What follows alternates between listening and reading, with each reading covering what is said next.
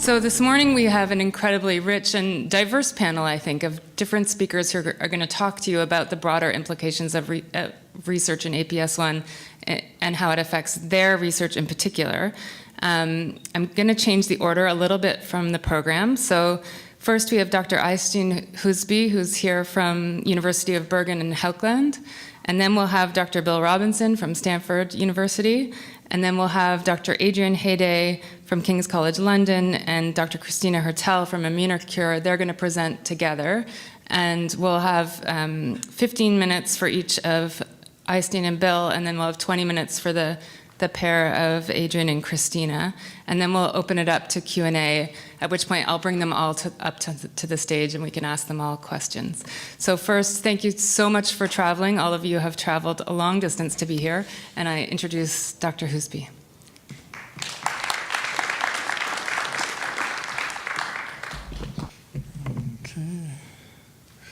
Thank you very much for this kind introduction, and thank you for inviting me here. It's been a very nice meeting so far, and I'm sure this will be also a nice day for discussions and sharing of data. So this is a bit difficult topic, the broader implications of APS1, but I'll try to give a few examples, and so we can discuss that more afterwards. So, why study monogenic diseases? Why is this important? Well, this is not an exhaustive list, but I'll list some points and give some examples. So, having a monogenic disease makes it easier to identify disease genes. And also, you can establish an animal model and study the disease in more details than you can do with the patients. Also, many of these diseases target key regulatory pathways. Of course, APS1 is such an example. So that can teach us a lot on normal physiology. And also, studies of these rare diseases can teach us a lot about common diseases. So they are great models for common diseases. Before I go into more detail about APS1, I want to show you this slide called the Peräntupa's ladder. It's made by Professor Jaakko Peräntupa from Helsinki Hospital. And this is a list of monogenic diseases found particularly frequent in Finland. And you can probably not read this in the back, but this arrow points to APS or APS1. So this is one of the diseases in the Finnish disease heritage. And why are these diseases so frequent in Finland? Because the Finnish populations come from a very small population. So in the 1200s, there were 20,000 Finns. And the next couple of hundred years, the population didn't expand much. And they had famine that killed 1/3 of the population in the late 1600s. So APS1 is located in areas of central Finland, coming from a very small population that migrated from southeast Finland to central Finland. So the Finns are great scientists, and they set out to solve and find the genes for all of these diseases. So this is an old slide. This was before the air gene was identified, but it was the effort of two Finnish groups and other collaborators that led to the identification of air. And you've seen this slide before, or a similar slide, showing that the air gene that was identified in 1997. So on the top you see a model of the air gene, and as Mark Anderson told us about yesterday, air regulates the expression of tissue-specific proteins in the thymus. So these proteins, like insulin, is then expressed and shown to the developing T cells bound to this MHC. Is there a pointer here? Or is it? So it's eye proteins, stomach proteins, insulin, for instance, are expressed on the surface of the epithelial medullary cells.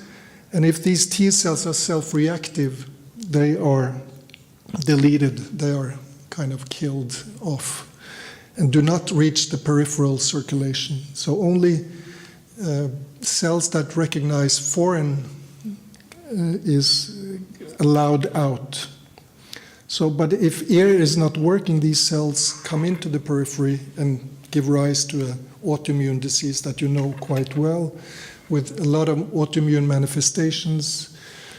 We have heard about hypoparathyroidism, Addison's disease, candidiasis. Yesterday we heard about the lung disease. So different organs can be targeted.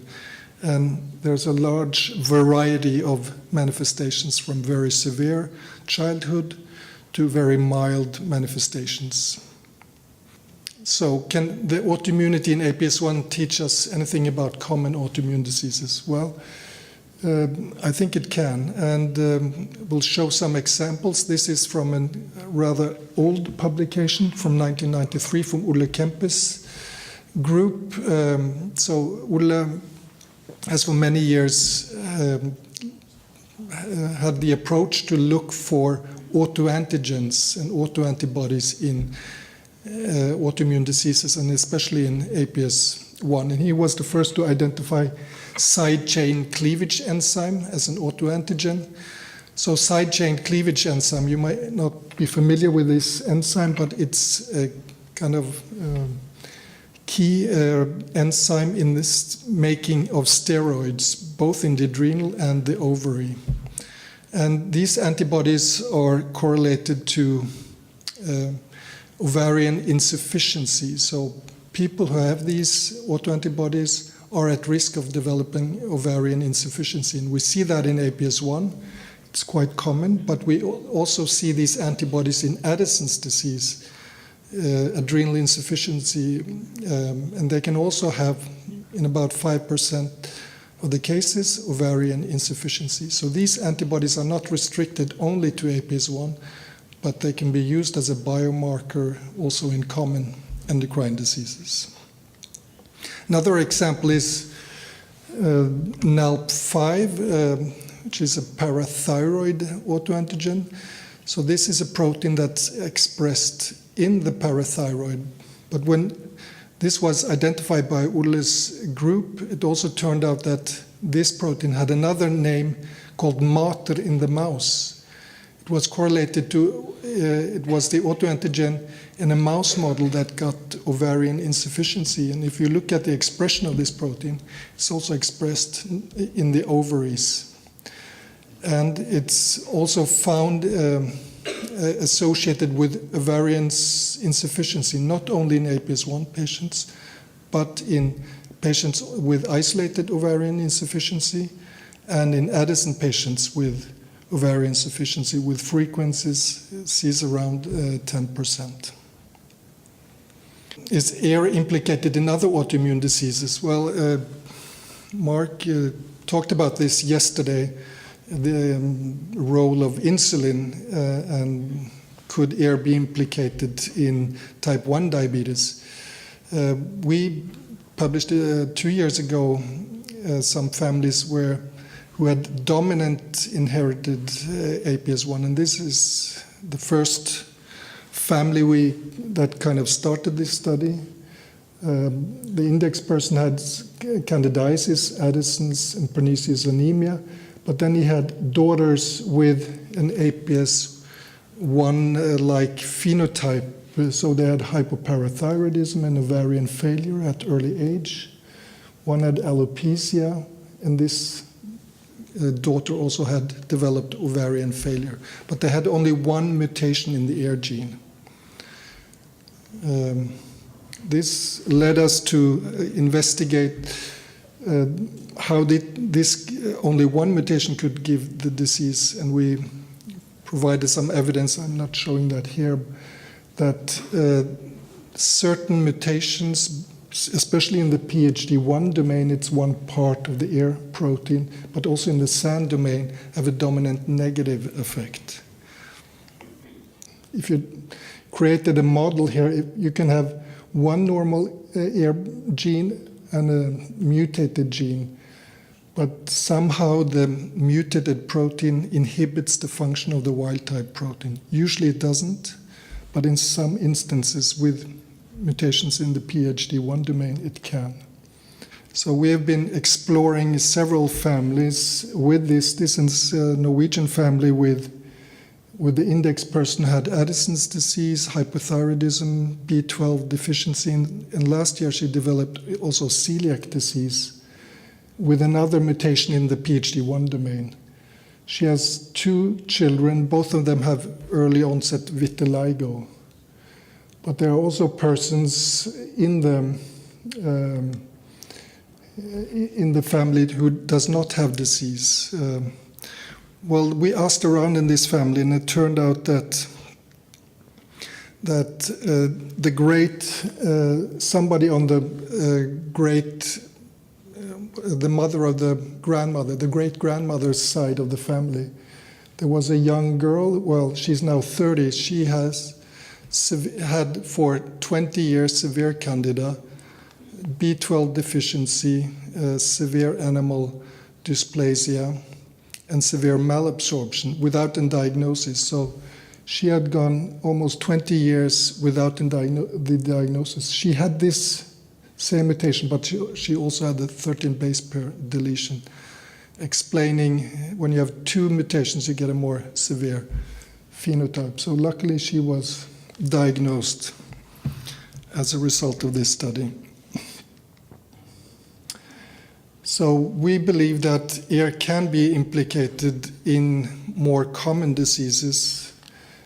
If you have 2 mutated AIR alleles, you get the classical APS1, and then you have this gray, or in this figure, pink area where you can have more milder autoimmunity.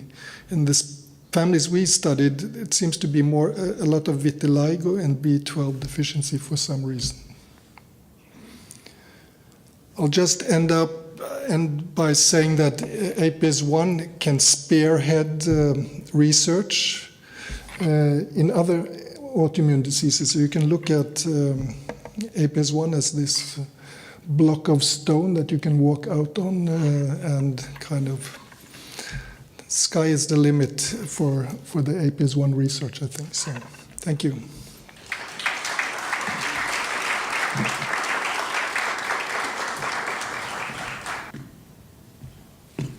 Good morning. I'm Bill Robinson. It's a real privilege and an honor to be here interacting and hearing about the work in the APS1 field. I'm a rheumatologist, and my lab investigates B cells and antibodies, and we've been collaborating with several people in the room to further investigate the role of antibodies and T cells in APS1. So APS1 is really, I think several years ago, was a paradox where the same disease that was causing autoimmunity was also causing immunodeficiency. And with the work of several groups in this room and others in the field, people have come to appreciate that it's the autoimmune targeting of several immune molecules that results in this paradox. But you would think that patients that are profoundly immunosuppressed and getting Candida would be protected from autoimmunity, where they suffer from both conditions. So, I think an important objective is further defining the mechanisms by which this happens and how it can be modulated therapeutically to provide benefit to patients. So we've been doing repertoire sequencing, where we take samples from human patients or from mice with different conditions. We use single-cell barcoding to basically look at co-expressed genes and next-generation sequencing, and then informatics. And this is just a schematic of how we're using little DNA barcodes that are made up of nucleotides, much like the barcodes in supermarkets, and we attach those barcodes to all the genes in a cell. So cell 1 gets barcode 1, cell 2's genes gets barcode 2, etc. And this lets us basically sequence thousands of cells at one time. and then use the unique cell barcodes to assign co-expressed genes back to individual cells. And so it turns out that this is a very important strategy for examining antigen receptors as well as for examining co-expressed genes. And you basically can then reconstitute the antigen receptor, which has two chains. So you need to know which pair comes from which cell. So another kind of key feature of kind of our strategy is to focus on activated immune cell populations. So we take patients with different diseases, including APS and APS1, and with a certain clinical phenotype of interest, and then we isolate their activated B cells or T cells and sequence their repertoires. And this just highlights blood plasmablasts, which are an activated form of B cells that have just emerged from the germinal center. So these are the B cells of the moment. So if you were on your computer, this is the browser window and the website that you have open right now on your computer, the plasmablast activated B cell. It's not all the web pages that you've looked at over the last 10 years. So it lets you look at the immune response of the moment. And if you pair that with your key clinical phenotype, then you can start to unravel what those B cells are. This is an example of the output of our sequencing. This is phylogenetic or evolutionary tree of the antibody response in one individual human at a single point in time. And each tip or leaf represents the paired receptor expressed by a single B cell. And so informatically, we can organize, so in contrast, so most groups have favorite antigens, pet antigens, and they investigate those antigens trying to prove that they're relevant. And this is the orthogonal approach, saying human immune system, what antibodies are you making? And this is the spectrum of antibodies here. And you can see they're ranging into these, these families, like this red set of, this is like 75 different B cells, each making an antibody that uses the same base chains, the same recombinations of base chains, whereas there's other families of B cells that are much smaller. And this lets us sample the repertoire and then use those antibodies as probes to go sort out what they bind and determine what functional relevance they might have. And as I mentioned a minute ago, we're doing this in what I term an antigen agnostic way, meaning we haven't made any assumptions about what the right target is. We're just saying in a human with this phenotype, for example, APS1 with, whether it be candidiasis or some, ovarian problems, what antibodies are you making?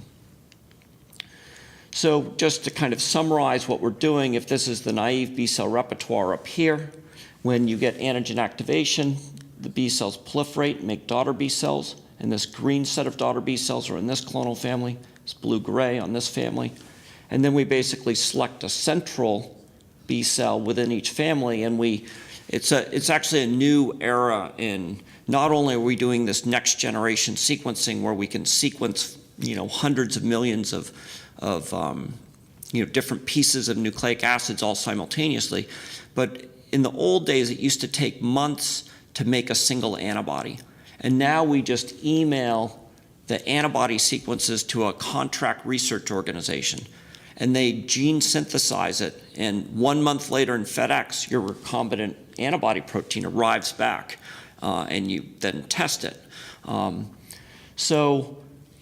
This is very powerful for then starting to understand the different antibodies being produced in various diseases.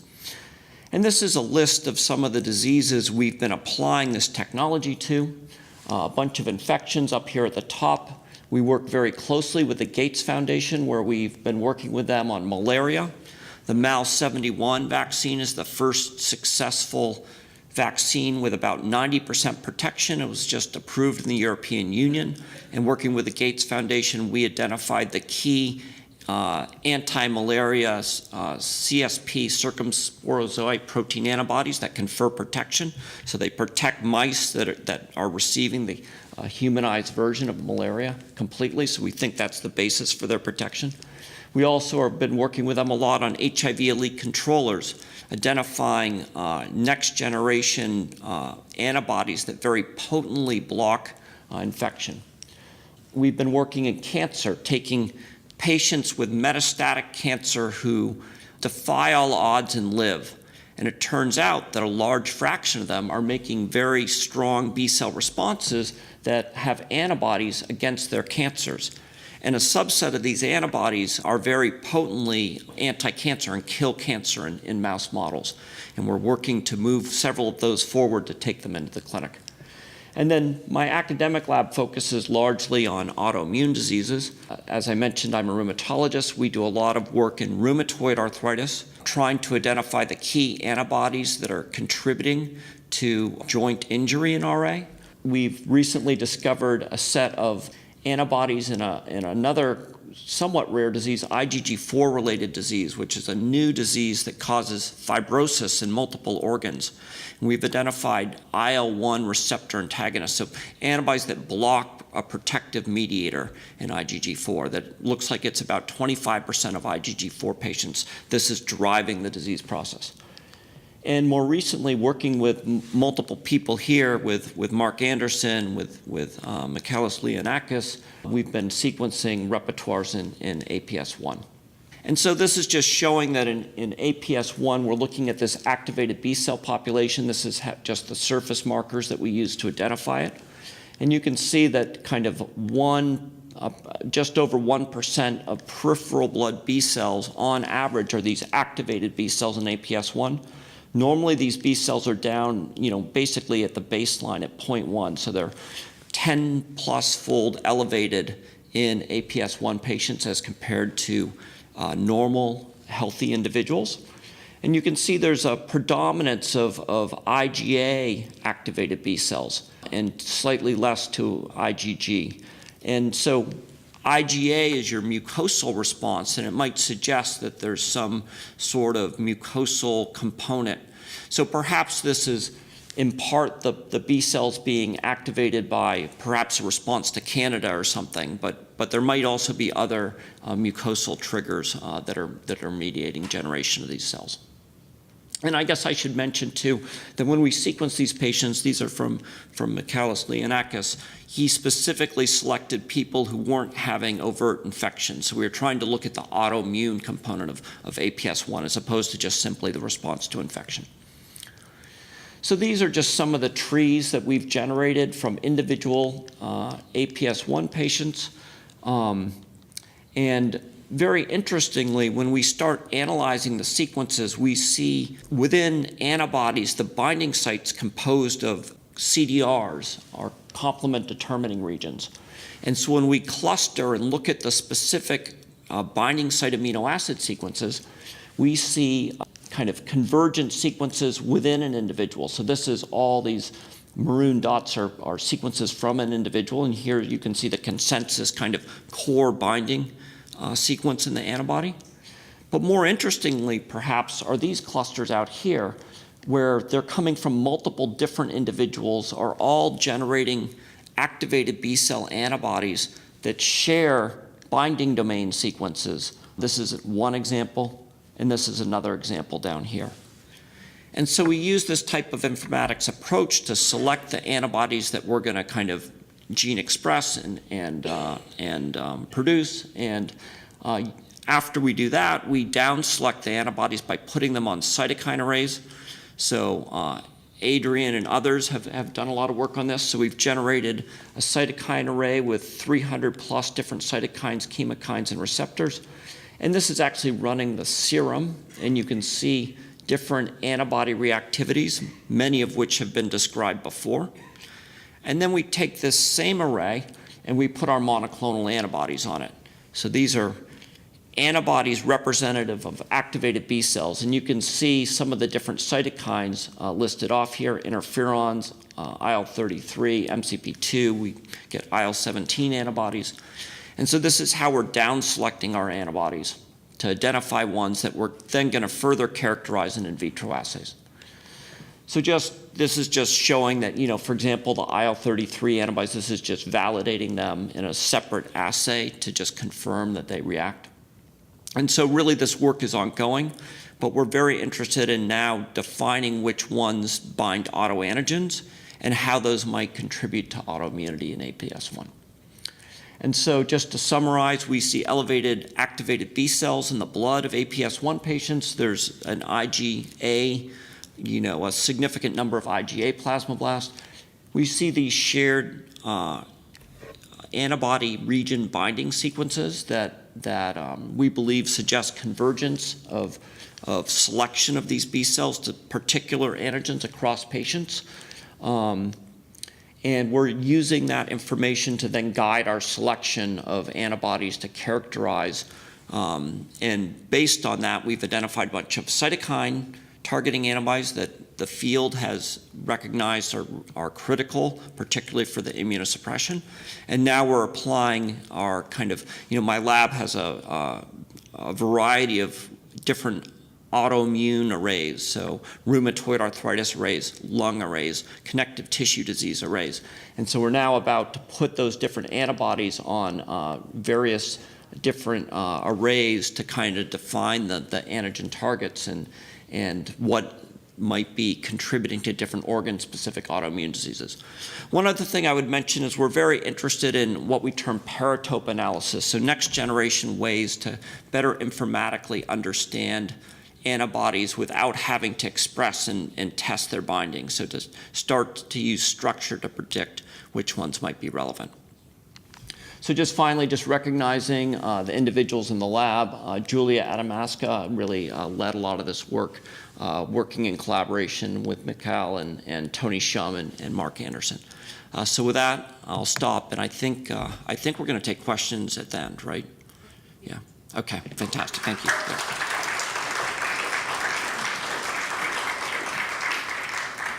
Great. Okay. Well, first of all, let me say a huge expression of gratitude for the invitation to be part of this symposium, which has been incredibly informative, very frequently inspiring, and actually really rather humbling. So thank you for putting this on and allowing us to participate in that. Now, my name's Adrian Hayday, as you probably guessed by now. I've known Pedersen for many years. Many of you will know him. Maybe you all know him. He was, as a young guy, very much involved in the elucidation of the air gene. But my own work has not been focused on APS-1 until about 2011. But despite that being fairly recent, my clinical lab is at Guy's Hospital, where, oh, that's interesting. This is a different version of the talk, but never mind, we'll be fine. I just want to say that my own lab is at Guy's Hospital, and that's where Thomas Addison was. So I feel a very strong connection to the community here. In addition, Guy's Hospital is one of the major centers in Britain participating in what we call the 100,000 Genome Project, which is devoted to sequencing the genomes of people with very many rare diseases. So in relation to what was said by Pablo on Thursday evening, there is indeed, I'm happy to say, increased attention being paid to rare diseases, at least collectively, because as you heard from him quite correctly, when you add it all up, it's a huge number of people who suffer from rare diseases, and it's a really encouraging sign that that government initiative is targeting that. Now, I'm going to be joined shortly by Christina Hertel from Immunocure, and Immunocure has funded most of the work I'm going to tell you about today. It's a small biotech company that was co-founded by the Finnish APS-1 and Addison's Patients Association. And as you'll see again in response to what Pablo said on Thursday evening, so compellingly, it's as much as anything, it's a device to try to get funding into a disease where research grants are not easy to come by because of the relatively scarce number of people that suffer from it. I think it's important to point out that whether you're from academia, so this is King's College up here, and this is the Francis Crick Institute where I have my research lab, or whether you're from the pharmaceutical industry, or whether you're the doctor, or whether you're the patient, or whether you're the family member waiting outside, I think we all share this one common goal, which is to ameliorate disease. And that, of course, was what was so convincing about the video that we started the session with.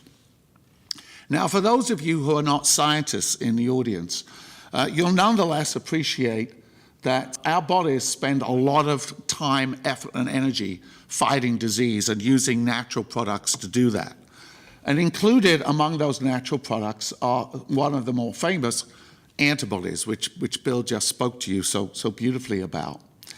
And these antibodies are capable of binding up, for example, viruses that would cause disease and inactivating their function.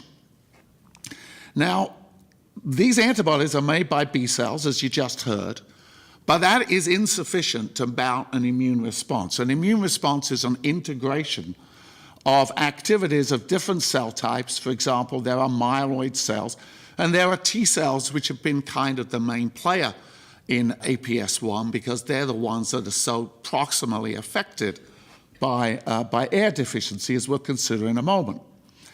And the activity of these cells, their capacity to work together, is really driven by these interesting, relatively small molecules known as cytokines. Now, that's fine for a productive immune response, but as you also know, sometimes all of that incredible effort can be misdirected, and the antibodies formed not against, for example, viruses, but against proteins and other components of your natural body. For example, here, the rheumatoid joint. And likewise, these very powerful effector responses can stop that joint working properly, giving you some indication of how autoimmune symptoms develop from this misdirected immune response. Now, there was an absolute sea change in how you might approach these kind of diseases several years ago when a decision was taken to target some particular cytokines that are used to coordinate these responses. And one of them is called TNF.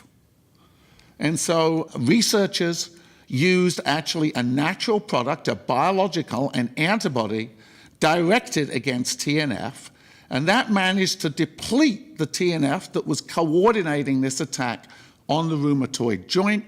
And as a consequence, there was in many individuals a very substantial amelioration of the symptoms. So this is a wonderful example of how an anti-cytokine antibody can target a major disease. But of course, one of the issues is which cytokines are relevant to which disease. And wouldn't it be an interesting goal to think that we could have at our disposal lots and lots of antibodies against lots of different cytokines and begin to learn how to use them where and when. But the problem is unlike the antibodies that you generate against viruses or bacteria, I can't generate my own anti-cytokine antibodies, and that, as you know, is because of tolerance. Now, you've seen about 15 versions of this slide already, so I won't go into it in great detail, but the idea, of course, is that in the thymus you have these cells expressing your key molecule air that enables genes that would ordinarily be restricted to the pancreas or the bone or the brain or the kidney to be expressed, and therefore any developing T cell, such as this one here, that can recognize those products is brought into contact and then deleted. So because of this system, when tolerance is intact, you don't have rheumatoid arthritis, you don't have multiple sclerosis or type 1 diabetes because the relevant T cells are deleted. And of course, you also don't have T cells that are reactive to cytokines, and you don't make anti-cytokine antibodies. Now, many people have partial problems with this tolerance system, as you heard from Mark yesterday. For example, some people just don't express the insulin gene under air control, for example, quite well enough. And so those sorts of individuals will be susceptible to type 1 diabetes and others to multiple sclerosis and others to rheumatoid arthritis, etc. So that's what happens when there's a partial problem with tolerance. But the issue that, of course, is relevant to APS-1, to you who have the disease or to family members or to patients who you treat, is that there's an almost complete absence of some of these mechanisms because of the severe debilitating mutations in the AIR gene, which is not unique, but which is central to regulating these processes. So that's why, of course, we recognize that the failure of tolerance leads to a failure to get rid of T cells that can lead, for example, to type 1 diabetes or rheumatoid arthritis. But logically, it also opens up another possibility that individuals, those suffering from APS-1, may be able to make these wonderful anti-cytokine antibodies that I can't possibly do. And if we consider that anti-TNF works so well in the clinic, maybe some of the antibodies that you're generating are actually helping limit your disease as opposed to simply exacerbating it. In other words, not every antibody is necessarily a villain. So let's consider the scientific basis of this just briefly. So this is a hypothesis, and here are some tests. So the hypothesis is defective tolerance in APS-1 permits the production of natural anti-cytokine antibodies. Those antibodies naturally limit disease, and the diseases which are limited by particular anti-cytokine antibodies might tell us which cytokines are really causal to certain pathologies, something that we still don't know in medicine to any great degree. And of course, if all of this was true, maybe such antibodies could be rationally deployed to ameliorate many of those serious diseases that you heard about in that very touching video. So what are the scientific predictions? Well, APS-1 patients should harbor many autoantibodies. They will include ones directed against cytokines that can be recovered. Bill just mentioned how facile it's becoming to recover antibodies. And they should recognize that cytokine in its natural biologically active form, and they should be able to interfere with its function in vitro and in vivo.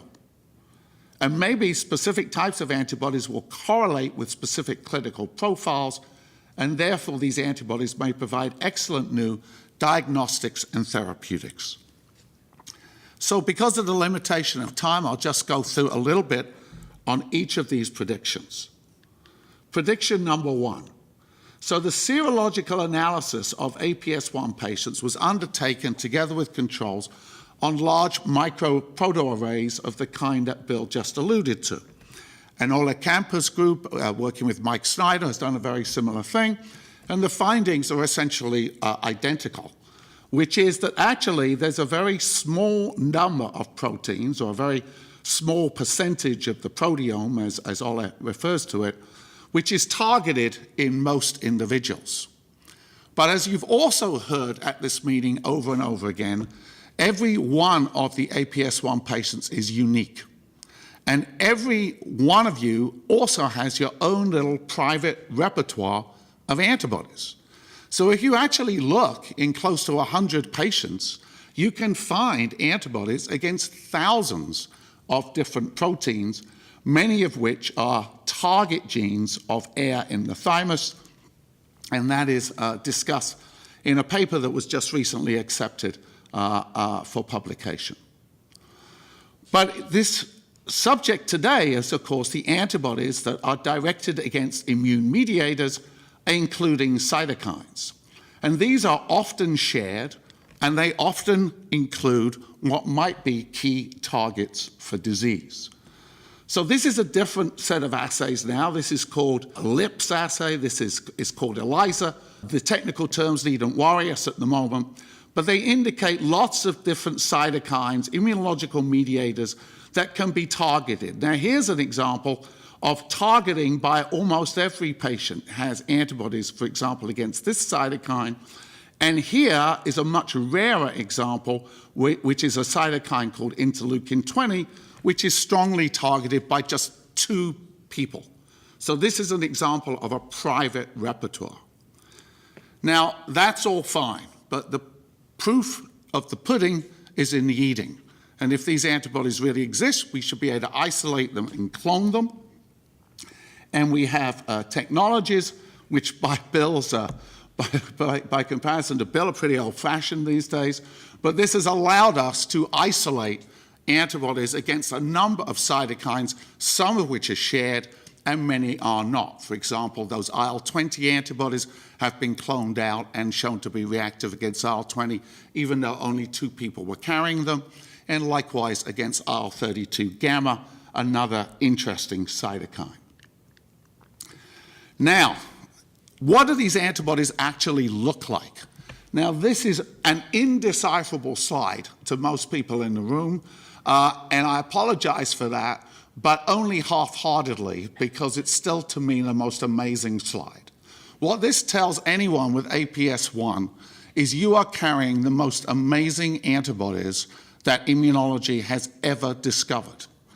These are incredible antibodies. They have a capacity, an affinity to find their targets, which is just unrivaled by just about any antibodies we've ever looked at. And that includes antibodies that were generated in the pharmaceutical industry at enormous expense against type 1 interferon, rontelizumab and cifolimumab, made by Genentech and MedImmune, respectively. So your antibodies are much better than theirs, and you'll see that again very shortly. Your antibodies neutralize, so they recognize the native protein going about doing its job. And again, this is simply, if you can't neutralize very well, you get a black mark here. If you can stop interferon functioning, the black mark is removed. Here's one of your antibodies, 19D11. It is the best antibody we've ever seen at preventing interferon doing its job. Here's rontelizumab. Look at that great big black mark there. Cifolimumab, the commercial antibodies just are nowhere near as good. But this is in vitro. What about in vivo? So in vivo, we actually put interferon onto the skin of mice. This is human interferon. And that interferon will drive an inflammatory response that will begin a psoriasis-like event in the skin. If we add your antibodies, 26B9 or 19D11, this increase in ear thickness shown in blue is essentially completely ameliorated, and guess what? Even better than cifolimumab in vivo. So these antibodies exist, and they're extraordinary in what they can tell us about how antibodies are generated, because they have properties that we just really were not expecting. But do they have any clinical correlates? So this is an experiment which was undertaken blind. We didn't start off with anti-interferon antibodies. We started off actually by comparing 2 groups of patients. I'll get back to that slide in 10 seconds. One group of patients has a lot of antibodies that should predispose these patients to having type 1 diabetes, and indeed they have type 1 diabetes. A second set of patients has all of those reactivities, but they don't have type 1 diabetes. So, for example, we asked, maybe they have different levels of anti-interleukin 7, because anti-interleukin 7 is a cytokine that might protect you for diabetes. That wasn't true. And we went through many, many different comparisons like that until we found out that this remarkable, and this is a strong statistical indication of this correlation, this remarkable correlation existed, that those 2 sets of patients I just told you about differed in the sense that the ones who had diabetes failed to carry these wonderful antibodies that are neutralizing type 1 interferon, which were essentially invariably present in the individuals who were not showing signs of disease. So the idea, of course, now becomes that these antibodies may indeed be limiting the capacity of some patients to suffer from serious autoimmune diseases, and I focused on type 1 diabetes as a proof of concept, But another very significant disease is systemic lupus erythematosus, present in about 1 in 500 women in the United States, but almost never seen in APS-1 patients despite their defects in tolerance. Now, these diseases have been called by a collaborator of ours in Paris, Yannick Crow, interferonopathies. Big, horrible name, sorry about that, but it means a disease, a pathology caused by interferon. And another example of that is Aicardi-Goutieres syndrome, which is just a terrible, terrible, awful syndrome that some children are born with, and I'm afraid remains very frequently fatal. So if you look at these children who have Aicardi-Goutieres syndrome, they have huge amounts of interferon in their blood and their cerebral spinal fluid. So we were provided with those samples. This is all unpublished work. And we looked at the capacity of, you name it, rontilizumab and sifilumab to ablate the potentially dangerous effects of interferon in the cerebrospinal fluid or the serum of these patients. And just to decode this for the non-scientists, if you start to move up to this level, your antibody is limiting the disease-causing effects of interferon in these children. Look at your antibodies. At the highest possible dilution that we use them, they neutralize the effects in human serum and human cerebrospinal fluid of these really, really debilitated children. So if they're doing that in that situation, it seems extremely unlikely that they wouldn't be doing the same thing in APS-1.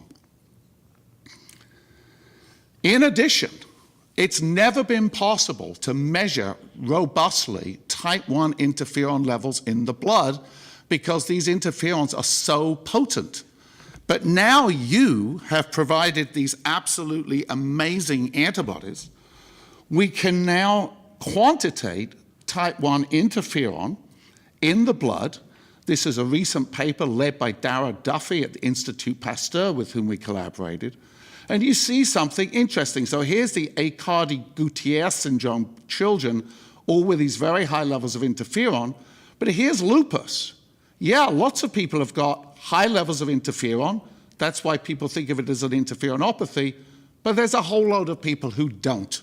So you wouldn't want to treat these people with anti-interferon because their disease is almost certainly not caused by anti-interferon, but these you could. So your antibodies already now begin to help us distinguish one type of lupus patient from another. So finally, I'm not going to go into any details here.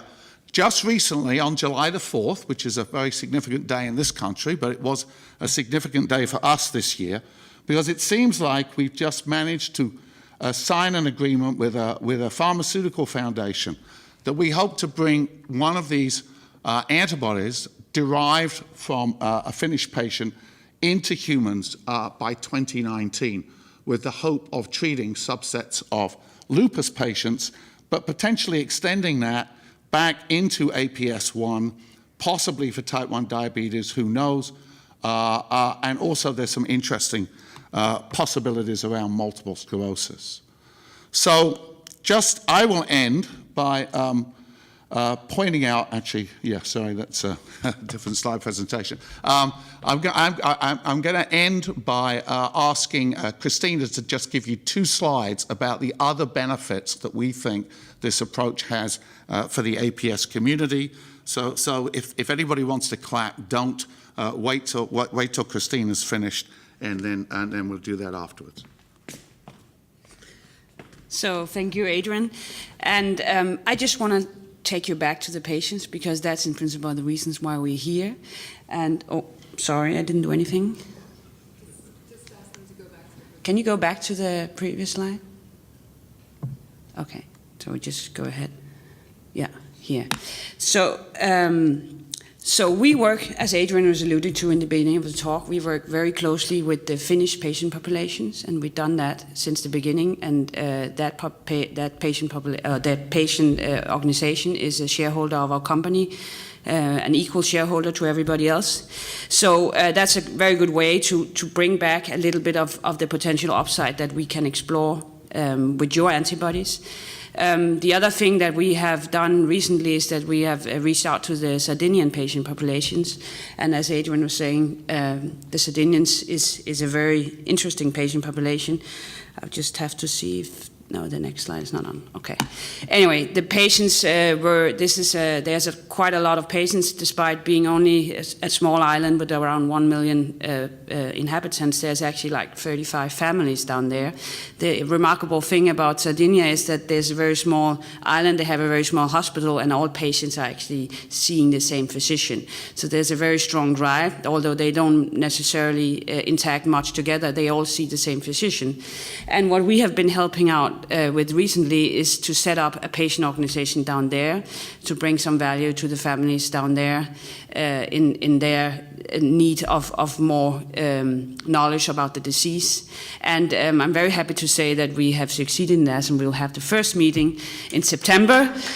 So that's a very big day for us, and especially it's a big day for the patients in Sardinia, and we hope that we'll be able to support and maybe also connect these patients down there who are remotely isolated with you and with the Finnish and with all other patients that are actively fighting disease. Our collaborations with the patients do not go directly, it goes together with our clinical centers. So we have the collection of blood samples and the use of your blood samples are gone through an ethical review board. We have a patient consent. So that's all organized. Just lastly, I would just like to thank the people who have been involved in all this. I mean, you see the main people in bold are the founders of the company, the main participants of the company, but also especially thanks to all our clinical collaborators.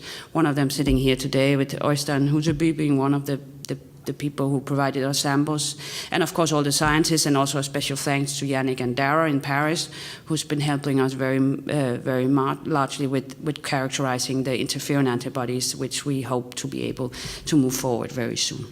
So thank you very much.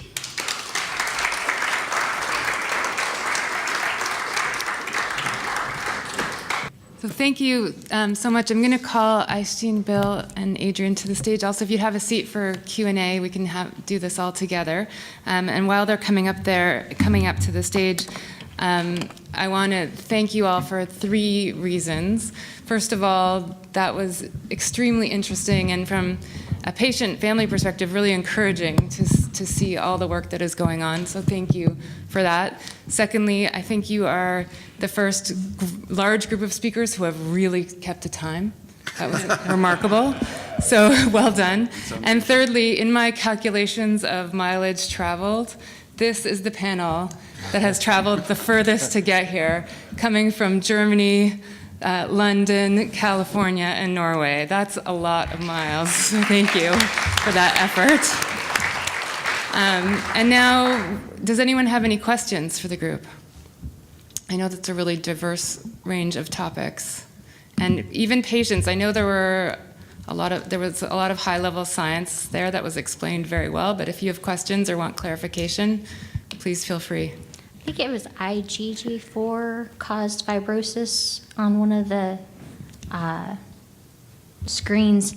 Is there a correlation between like fibrosis of the lung and APS1? My dad died of pulmonary fibrosis. Is there a correlation, and is it autoimmune? Sure. So that's an excellent question. The fibrosis caused in IgG4-related disease involves different organs, frequently the pancreas, the salivary glands, and other organs in the back of your abdomen. So it's a different kind of set of mechanisms, but it could, perhaps, there's also similar antibodies that might promote a fibrotic process in the lung in APS1, because I think there's likely a different nidus in IgG4 that causes those the pancreatic salivary gland organs to be involved. But that's an excellent question. So it could be autoimmune. Fibrotic responses are a major problem for many diseases. Everything from Crohn's disease to systemic sclerosis to even rheumatoid. There's and multiple sclerosis. Sclerosis means effectively fibrosis of the brain plaque. Thank you. Mark? I thought that was terrific, the potential application of the antibodies from the patients. But I think in the context of what you guys presented, right, and I'm all for making progress. But what if this antibody is a home run in lupus? I think we need to have a frank discussion about how money is working here, right? Because it has a potential for someone to make money. And where's the money flowing to? Is it going back to the patients? Is it going back to the foundation? Who gets the money? Yeah. Because I think full disclosure in this audience is very, very important. Oh, yeah. So I have no problem with that at all. And as I think I said, the company was actually set up with the Finnish Patients Association as a co-founder. The company, like almost all biotech startup companies, has actually made no money whatsoever. But despite that, we've actually been sending money, tens of thousands of euros actually, to the Patients Association. To give you an example of the things we do, translating documents that are in English into Finnish, setting up all sorts of ways that people can connect. So rest assured, Mark. Well, that all sounds yeah, good, but let's yeah. say let's just put out a scenario. Let's say this is a home run and millions, if not potentially even billions of dollars are made. Where does the money go? Well, that is hypothetical, and of course we would absolutely love to see that happen. But again, as you probably know, a small pharmaceutical company like Immunicure is totally unable to do the clinical development of a drug. So ordinarily, what would happen to a biotech startup company that might be in a position like that is they would go to someone like Novartis or Amgen or somebody who can do that. We have chosen not to do that. We've actually gone to a group that has a philanthropic component, and some of these exist, and I'm absolutely happy for complete disclosure, but for legal reasons I can't give you that name right now because I'm just not allowed to tell you who it is. I just have a follow-up to that. yeah, The lawyer in me is just wondering, Yeah. is the patient organization a shareholder in the company? Yes. Yeah. Yeah. Okay. Yeah. And let me Yeah. just add to that, the way we have structured this is not a traditional venture capital funding. So we haven't gone through several rounds of funding, but the initial founder group, which includes the patient organization, the Finnish patient organization, they remain the same equity holder as they were from the beginning. So there's a large stake at stake for them as well. Yeah. We're going to need their advice. Yeah. Sherry. Hi, I have a couple of questions. That was a great session. Hi, thank you so much. I'm going to start with the first speaker and ask you about, it must have been at least 20 years ago. Betterly in Italy tried to coin the APS 4 designation for weirdo combinations of autoimmune diseases. And I was just wondering, were you able to ever get a hold of some of those patients as a whole cohort and look for autosomal dominant mutations in ARI, or has he done it? Because I haven't seen anything come out. No. But I think that's a great target. And that's also a great target for if it turns out they have ARI mutations, that would be a great target for your approach with regards to the unique private antibodies.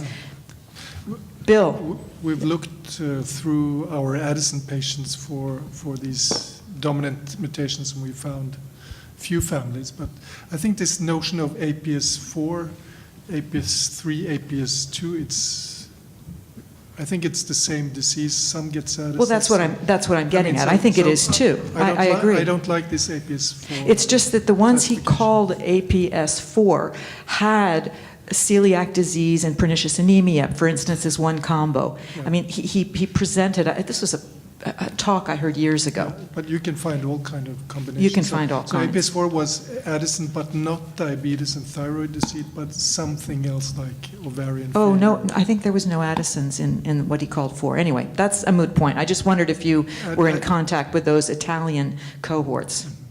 Okay, Addison was part of it. It was, huh? I didn't think so. Bill, could I ask you a question about one of the antibodies you identified with regards to its pertinence to diabetes, and that is, I think I saw a flashby of IGF-BP1. Can you talk about that antibody? Have you looked, what patients have you found that in? Those were, identified in APS1 patients, but we haven't functionally characterized whether, the antibody, we find some antibodies against perhaps cytokines are functional in terms of blocking them, but there's others produced that may not be functional. It's just that insulin-like growth factor binding protein 1 is a very interesting binding protein, which binds the IGFs that have insulin-like effects, as you know. And so this might explain the diverse phenotype, I think, that we see in the type 1 diabetes associated with APS1 patients, which can be quite different in the way it runs its course. That's an excellent point and suggestion, and so with Michaelis, we'll look and see if there's any associations between his patients that had those antibodies with that. I really think you should do that. We have time for just one last question. And I encourage you, Carissa, because I see you, to come up after and at the break and talk to them. Okay. Thanks. So this is just a layman's question for you. Thank you very much for the presentation. But if you could just answer this simple question. The antibodies found in, just finish the sentence for me, please. The antibodies, these amazing antibodies that were found in APS1 patients are important because? Because the traditional view of a loss of tolerance in autoimmune disease that leads to the formation of antibodies is that everything is dark, everything is black. You never want an antibody to interfere with one of your self-proteins.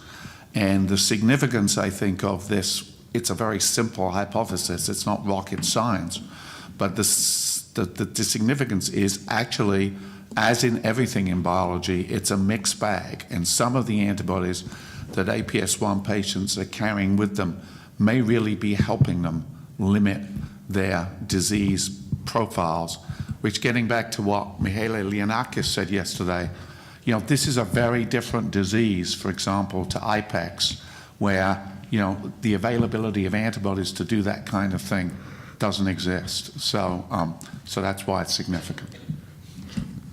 Yeah, I think it's so interesting that antibodies can both hurt us and help us in the same body. So I want to bring this talk to a close, and as I do this, I want to acknowledge the families in Sardinia who, of course, couldn't be here today. It's a really long way to come, and I know we have a language barrier to overcome. But as we grow as a foundation, we need to include our families abroad and connect with them. So we send them our best wishes, and we look forward to working with them in the future and having many interpreters at future conferences so that we can all communicate really well. So please join me in thanking this incredible panel of speakers.